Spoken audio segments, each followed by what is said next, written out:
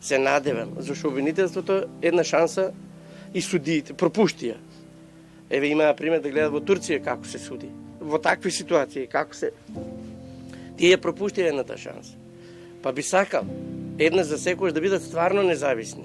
И ако ги политичарите стават, него тие да една за секогаш, ајде да не кажам да ја откажат таа нивна послушност, да не мора да судат по некои дирекции, него да судат по тоа што се го учеле.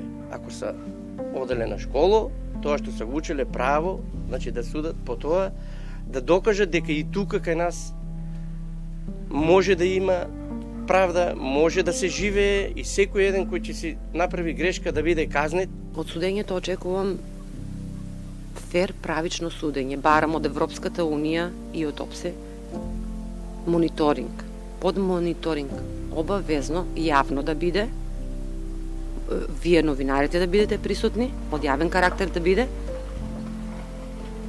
и сите што се инволвирани, сите да си ја сносат одговорност, сите да си добијат заслужена казна, по можност е доживотна за монструмот, најпред за монструмот, али тој монструм мора да има некој што го е штитил. Не може сам.